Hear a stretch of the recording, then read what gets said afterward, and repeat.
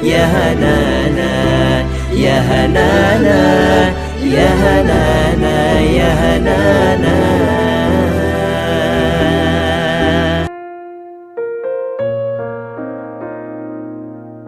Assalamualaikum warahmatullahi wabarakatuh. Kembali lagi di dalam channel Islam Post. Dalam kajian kali ini, kita akan menceritakan kisah penyesalan sahabat Sya'ban saat menghadapi sakaratul maut. Seorang sahabat Rasulullah Shallallahu Alaihi Wasallam yang bernama Sya'ban, ia memiliki kebiasaan yang unik. Ia datang ke masjid sebelum waktu salat berjamaah. Ia selalu mengambil posisi di pojok masjid pada setiap salat berjamaah dan melakukan i'tikaf. Alasannya selalu mengambil posisi di pojok masjid karena ia tidak ingin mengganggu atau menghalangi orang lain yang akan melakukan ibadah di masjid. Kebiasaan ini sudah dipahami oleh semua orang, bahkan oleh Rasulullah sendiri. Pada suatu pagi salat subuh berjamaah akan dimulai, Rasulullah Shallallahu Alaihi Wasallam merasa heran karena tidak mendapati Sya'ban berada pada saf. Rasul pun bertanya kepada jamaah yang hadir, apakah ada yang melihat sahabat Sya'ban? Tapi tidak ada seorang pun yang menjawab. Salat subuh pun sengaja ditunda sejenak untuk menunggu kehadiran Sya'ban. Namun Sya'ban pun tidak hadir. Kemudian Rasulullah pun memutuskan untuk segera melaksanakan salat subuh berjamaah. Hingga salat subuh selesai pun sahabat Sya'ban belum juga datang. Rasul pun bertanya lagi, apa ada yang mengetahui di mana letak rumah Sya'ban? Salah seorang sahabat mengangkatkan tangannya dan mengatakan bahwa dia tahu persis di mana rumah Sya'ban.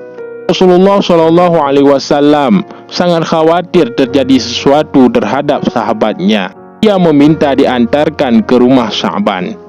Perjalanan dari masjid menuju rumah Sya'ban cukuplah jauh dan memakan waktu lama. Terlebih mereka menempuh dengan berjalan kaki.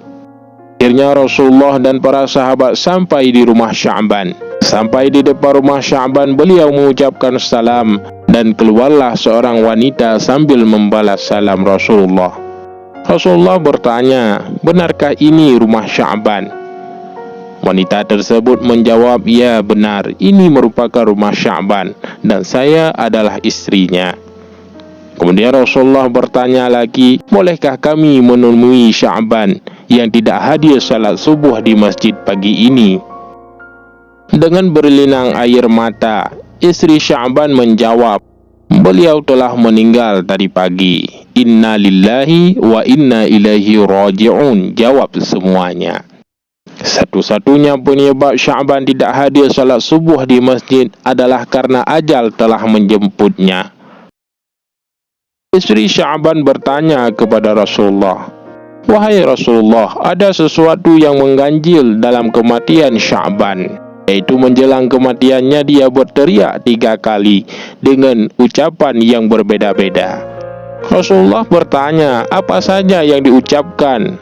Istri Sya'ban menjawab, dalam masing-masing teriakannya dia berucap kalimat aduh, kenapa tidak lebih jauh? Aduh, kenapa tidak yang baru?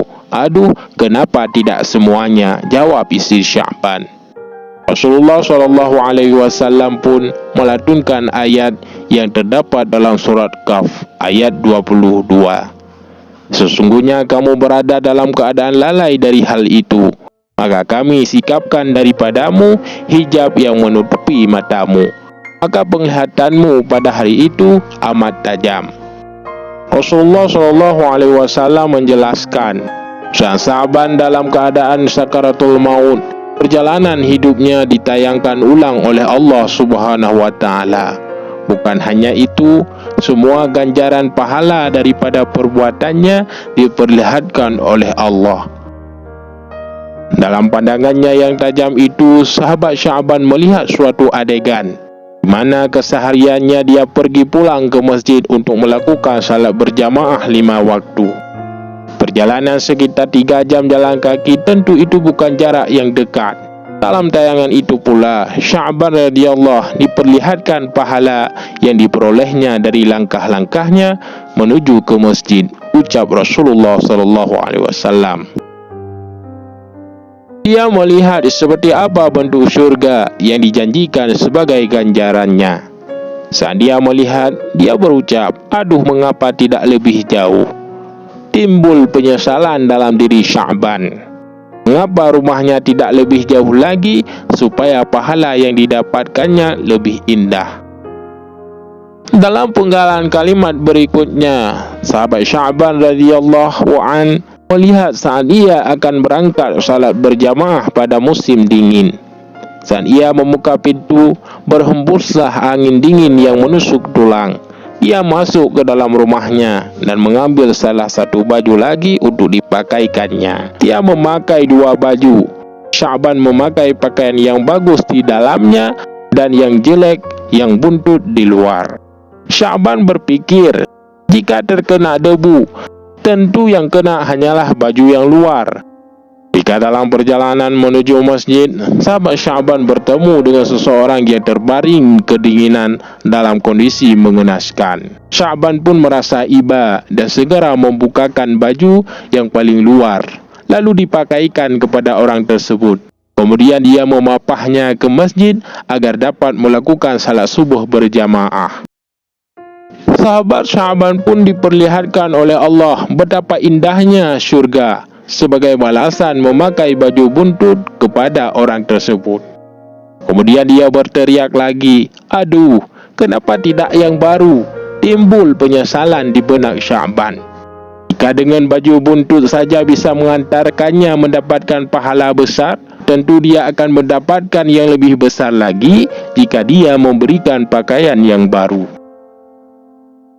Berikutnya, Sya'ban radhiyallahu an melihat lagi suatu adegan.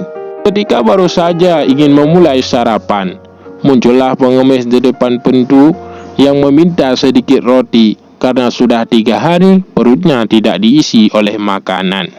Ia kemudian membagi 2 roti tersebut dengan ukuran sama besar dan membagi 2 susu ke dalam gelas dengan ukuran yang sama rata. Allah Subhanahu wa ta'ala kemudian memperlihatkan kepada Sya'ban dengan surga yang indah. Ketika melihat itu pun Sya'ban berteriak lagi, "Aduh, kenapa tidak semuanya?" Sya'ban kembali menyesal. Seandainya dia memberikan semua roti itu kepada pengemis tersebut, pasti dia akan mendapatkan syurga yang lebih indah. Masya Allah, Sya'ban bukan menyesali perbuatannya, melainkan menyesali mengapa tidak optimal dalam melakukan ibadah. Sesungguhnya pada suatu saat nanti, kita semua akan mati, akan menyesal, dan tentu dengan kadar yang berbeda. Bahkan ada yang meminta untuk ditunda kematiannya, karena pada saat itu barulah terlihat dengan jelas konsekuensi dari semua perbuatan yang kita lakukan di dunia ini. Mereka meminta untuk ditunda sesaat karena ingin bersedekah. Namun kematian akan datang pada waktunya, tidak dapat dimajukan dan tidak dapat diakhirkan. Mudah-mudahan menjadi pelajaran bagi kita semua. Amin amin ya rabbal alamin.